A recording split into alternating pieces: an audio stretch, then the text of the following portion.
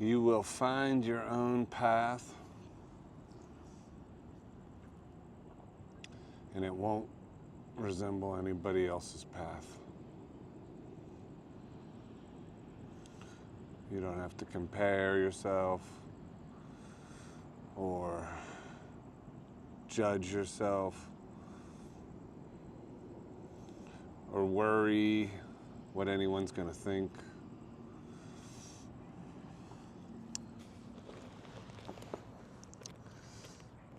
It's strange how we have to get so old, most of us, before we really can let go of all that stuff. It's so thick, the layers of egoic turmoil. But I guess when you're young, the advantage is, I don't know, the ego kind of doesn't, it betrays you, but it's full of so much hope and energy and even vitality, even though it's pulling a vitality somewhat from illusions. They're so untested when you're young that I think you can kind of go far in youth with ego strength. But as you age, that stuff breaks down. Disillusionment sets in. The ego dismantles itself. It grows old before we do, if we're lucky enough. If it doesn't take us out, the ego, we outgrow the ego, honestly. And there's a long period when we've outgrown it. Maybe that's called a midlife crisis. I don't know. There's a long period where we've outgrown it and yet still not let it go. And that's a tough period. Dark night of the soul, just flailing.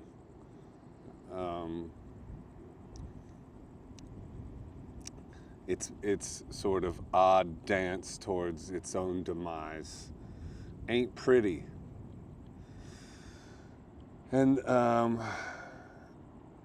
but yeah, so through all the layers of our lives, our paths are just individual things, and we compare ourselves to others or the age others were when they achieved blah de blah and all this, but our paths are so unique.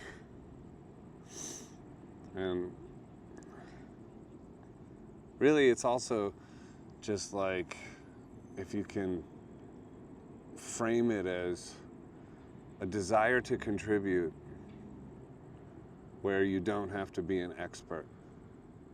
You don't have to be a master to contribute. You don't have to be the greatest songwriter of all time to write a song or to make an album and put it out there. You don't have to be an enlightened master to access spiritual wisdom from your own journey and share it. You know. In fact, there's no way to get to those places of mastery or so-called greatness without awkward first attempts. And a lot of times in the awkward first attempts, we get lucky and do something pretty good anyway. To the degree that we can get out of our own way. I think of people like Arthur Rimbaud, who was a great poet and wrote everything. I think he finished writing before he was 18. Maybe he wrote everything when he was 16. I don't know the exact age. I know he quit before he was 20, I think. And his poetry is just astounding. Some of the greatest poetry ever. So far beyond his years. What explains that? What explains Van Morrison, Astral Weeks, He was like 18, I think. What explains Dylan when he was a kid, writing insane songs. I mean, then you have types like Charles Bukowski, who really started writing in earnest in his 50s. And late bloomers. So that end up being just as great in their own way. But it's really not even about becoming one of these famous so-called greats, you know. It's really just day in, day out. Are you charged by a sense of purpose? Are you excited to get up in the morning to get to it? Are you sharing it, or preparing to share it, or not being too afraid and hidden about it? Because that's the real benefit. I mean, attention and praise is nice, but there's something, it doesn't really hit the soul. Because ultimately, it's encouraging, but ultimately it's a unification with presence through the vehicle of your purpose, where the artist's flow is located at. And really, when you're in the grips of that, and you're really spinning in that, and charged up, and working on that, you don't really want or need for much else. And that you have access to. All of us have access to that. We don't need to be granted permission by anybody. There ain't no higher up we have to go and shake their hand and ask them if, can we please? There's only one higher up that you got to shake his hand.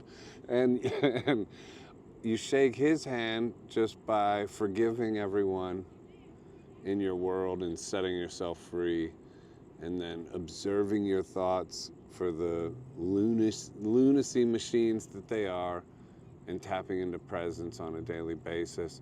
And if you've got no clue what your purpose is, ask that source. And ask that source to show you your purpose and to give you your purpose. And your purpose will come. It might not come that instant. It might not come the next day. And it takes perseverance and patience. But it will come. And that's the mountaintop, And then, years of working on that, if you can maintain and stay consistent and stay out of all the sort of tricks of the world that sabotage it, wow. Failure wouldn't be possible, I don't think, to some degree. So, yeah, there's no need to compare. Each of our paths are super unique. And that's awesome.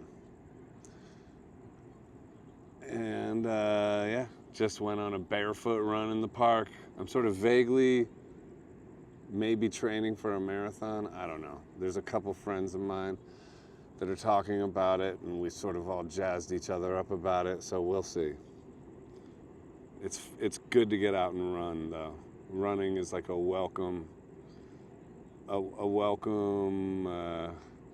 part of my sort of healing and spiritual work that taps me into what I was just talking about, that sense of purpose. So there you go.